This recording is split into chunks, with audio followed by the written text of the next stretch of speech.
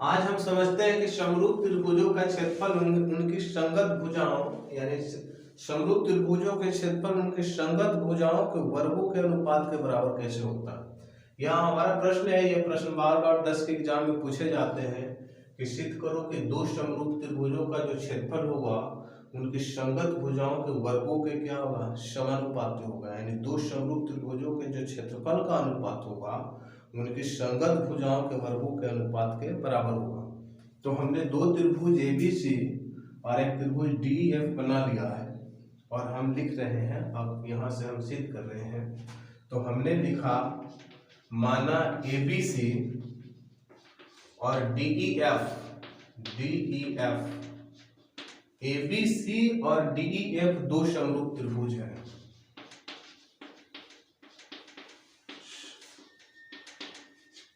तो सिद्ध करना है, तो एरिया ऑफ त्रिभुज ABC यानी त्रिभुज ABC का क्षेत्रफल बटा एरिया ऑफ त्रिभुज DEF यानी DEF का क्षेत्रफल उनकी संगत भुजाओं के वर्गों के अनुपात के बराबर।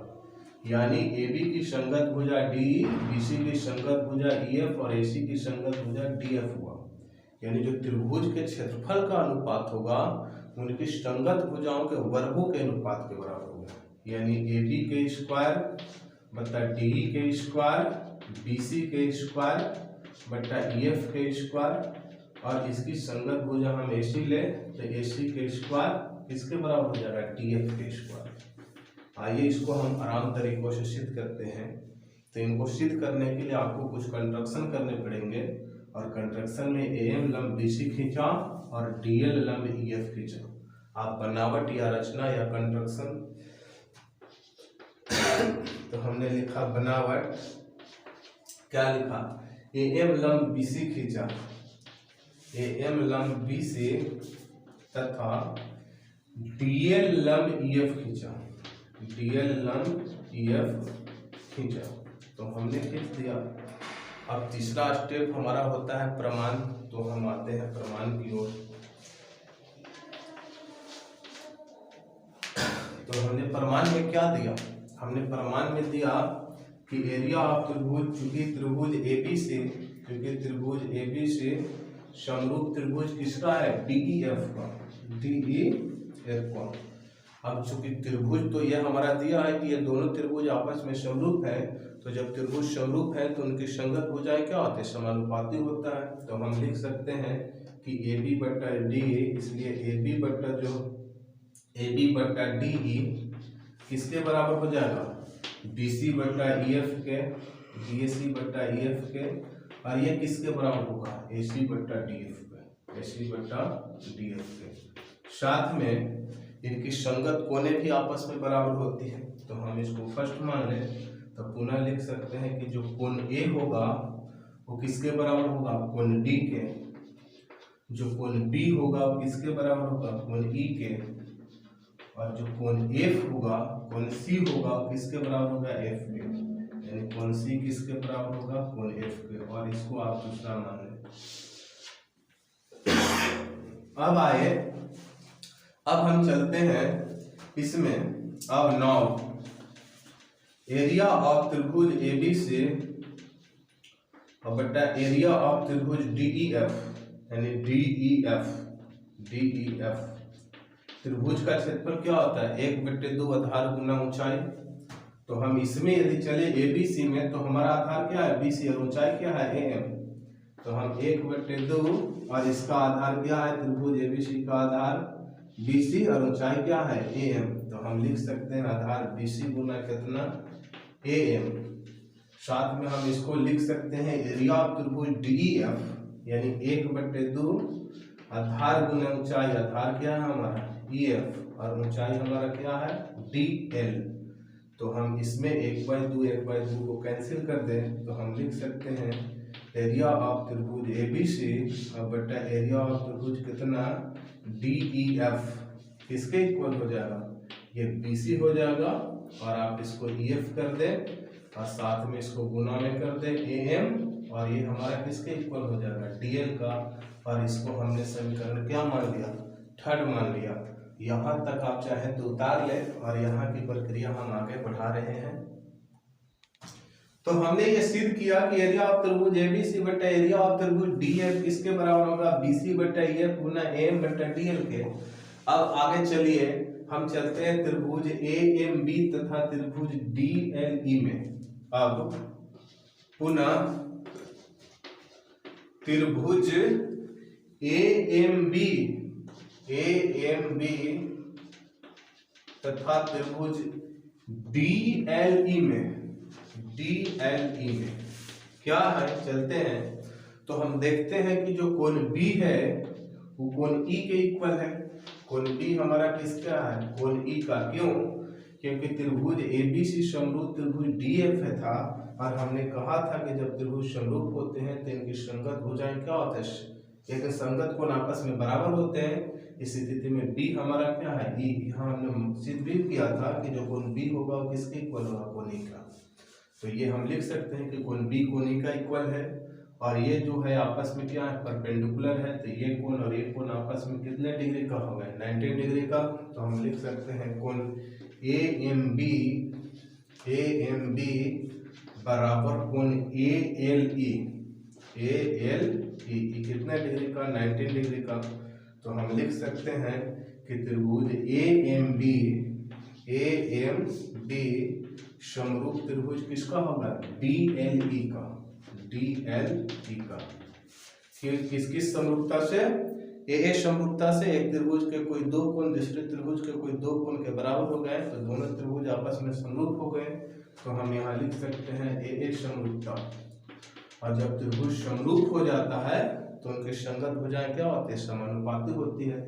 तो हम इसको लिख सकते हैं कि जो ए बी होगा, इसलिए ए बी बटा डी जो होगा वो किसके बराबर हो जाएगा, ए एम बटा डी एल का। यानी ए एम बटा किसका, ए एम बटा डी एल का। अब चूंकि ध्यान दीजिए क्योंकि हमने ए बी बटा जो डी है वो किसके इक्वल है, आप देखें तो ए बी बटा जो डी है वो किसके इक्वल है, बी सी बटा ई एफ के।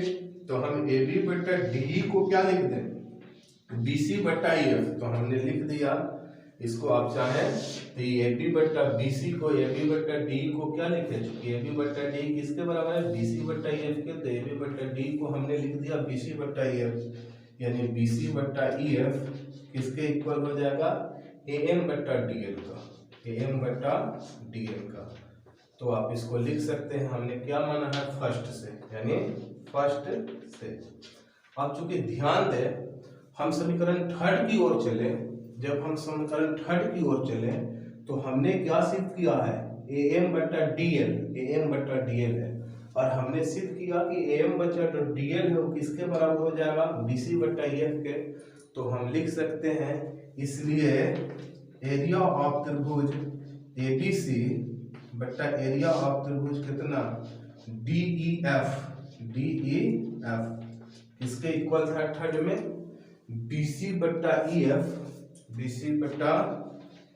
सी बटा ई एफ का गुना किसका, ए एम बटा डी एल का। यानी ए एम बटा डी एल का।